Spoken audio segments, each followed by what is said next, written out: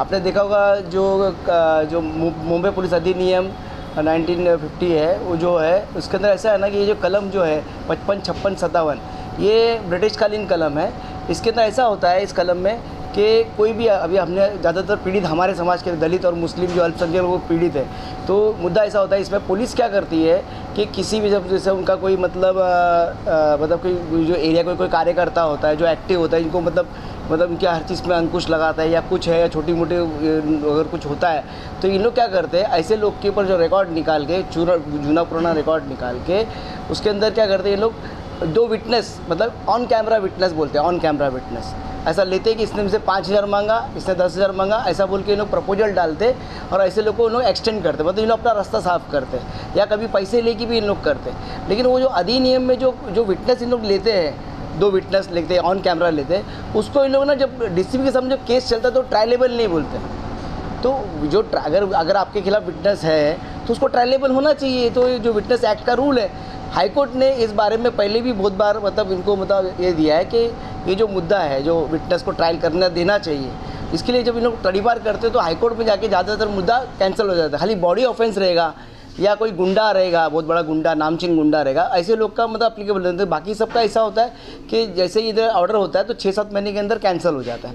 और उसके लिए भी आप देखना वो जो 55, 56, 57 ये जो कलम है, सेक्शन है मुंबई पुलिस एक्ट अधिनियम का, उसके लिए जो इन्होंने जो कोकन कमिश्नर रखा है, वो अगर अपने आप फाइल डाला तो कम से कम 6-7 महीना तो डेट ही नहीं मिलता है पहले वहाँ पर। तो मतलब आदमी को हरास करना हो तो पुलिस के लिए ये पुलिस पैसा लेके भी करती है, कितने बार खुद का जो पर्सनल गुस्सा होता है उसने निकालती है।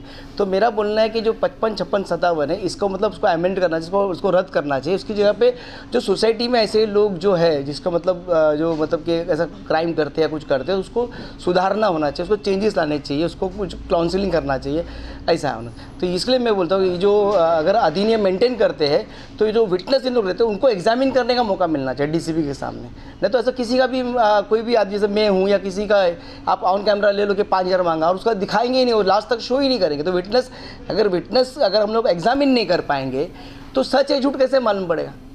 तो कहीं ना कहीं वो विटनेस एक्ट का भी उसमें उल्लंघन है। और पुलिस इस कलम का मनमानी प्रयोग करती है। मतलब अगर उसको किसको हटाना है अपने एरिया से या मुंबई से बाहर भगाना है किसी कार्यकर्ता को या किसी मतलब एक छोटा मोटा जो बॉडी ऑफेंस भी नहीं रहेगा, लेकिन अगर आंदोलन मोर्चा किया है थोड़ा आपको आंदोलन मोर्चा में राइटिंग का केस लग जाता है, तो राइटिंग का केस भी है तो उसको तड़ीपार करने की कोशिश करें। क्या आपने इसके लिए कुछ निवेदन वगैरह पुलिस को दिया? मुंबई पुलिस ने हमने पूरे जितने भी 40 अधीक्षक थे और न्याय विधि विभाग है जो मतलब इस चीज़ के लिए विचार करते हैं, उन सबको लेटर दिया है। और हमने पूरे महाराष्ट्र में कम से कम नहीं बोल के भी 30 से ज़्यादा ज़िले में हमने उसका मतलब पोस्टर कटआउट लगाया है और लोगों को जन जागृति इस कलम के खिलाफ जन जागृति की है। क्या लाडली बहन योजना जो आपने अभी क्या इसको लेकर कुछ लोगों का रिप्लाई आया? कोई ऐसे जो भुक्तभोगी के आपसे मिलने आए, कोई ऐसा कोई? नहीं, आपने इसके जो होम सेक्रेटरी थे उन्होंने इसके बारे में जो महाराष्ट्र के आईजी है उससे मतलब वार्तालाप की कि भाई इसके बारे में, इस कानून के बारे में डिटेल दो ऐसा। और मैंने जो पुलिस जो अधीक्षक है उनके पास जाके मिला भी हूँ और उनको समझाया पर जो मेरे जैसे आपको समझा रहा हूँ। पर इस मुद्दे को मतलब ये जो कलम है ना, ये मतलब के लोगों के हित के नहीं है और ये जो मतलब के लोगों को और क्रिमिनल बनाने जैसा है। इसके अंदर कैसा होता है कि समझो एक आदमी को इन्होंने एक्सटेंड कर दिया, फिर वो आदमी यहाँ से जाने, पहले उस ज़माने में ठीक था, इस ज़माने में अगर आदमी जाता है कुछ तो क्रिमिनल होते हैं तो उनको कैसा होता है उन लोग उस जगह उस नए शहर में जाके वहाँ पर क्रिमिनल से मिलते हैं और हार्डकोर क्रिमिनल बनते हैं और उधर कुछ करते कांड तो नज़र नहीं आते। क्यों नहीं आते कि उनके उधर लोकल में उसका रिकॉर्ड ही नहीं रहता है ऐसा। और उन लोग जो तड़ीपार करते हैं, तड़ीपार का भी नियम है कि उसको तड़ीपार किया तो उसका रहने की जगह है क्या, कुछ किसके पास रहेगा, ये सब देखना चाहिए। कुछ भी देखा नहीं जाता, उसका पूरा मतलब नियम का उल्लंघन करके सिर्फ बस आप तड़ीपार हो गए, आप चले जाओ। अगर मांग पूरी नहीं होती तो उसके बाद आपका एक्शन क्या होगा? देखो अभी तो हमने जन जागृति करने का काम चालू किया आपके माध्यम से और इस कलम के जो नेगेटिव फैक्ट है वो आपको बता रहा हूँ। तो उसके बाद हम लोग क्या करेंगे, मोस्टली देखो धरना आंदोलन मोर्चा या हम लोग देखेंगे कि अभी तो जन जागृति पूरे महाराष्ट्र में की, फिर से एक बार हम लोग सरकार को जगाएंगे। अगर नहीं जागेगी तो फिर हम लोग उसका उपोषण या काफ़ी फरियादी है और बहुत काफ़ी विक्टिम है इस चीज़ के लिए। तो उन सब लोग से हमारा अप्रोच है, उनका एप्लीकेशन है हमारे पास, तो वो हिसाब से फिर विचार करके ही हमने इस पर कार्रवाई करने का निर्णय लिया है। पांड्यांजी, आरक्षण आमच्या हक्काचं काय नेमकं आरक्षण कुठली मागणी आपली काय? देखो, आरक्षण का मुद्दा ऐसा है कि 2001 में एक ना रूल बना था SC/ST का इसका, कि हमको आरक्षण दिया, लेकिन वो आरक्षण देने के बाद ऐसा हुआ कि उसको है ना चैलेंज किया अपना मतलब ना जॉब में प्रमोशन, मतलब SC/ST को जॉब में प्रमोशन का मुद्दे को मतलब चैलेंज हुआ किधर, अपने हाई कोर्ट में। तो हाई कोर्ट ने क्या कर दिया, उसको मतलब खारिज किया। गवर्नमेंट ने रूल अधिनियम बनाया और इसको मतलब ये किया, तो हाई कोर्ट ने उसको रिजेक्ट कर दिया। फिर वो सुप्रीम कोर्ट में गया, तो सुप्रीम कोर्ट में पिछले 20 साल से मैटर पेंडिंग है।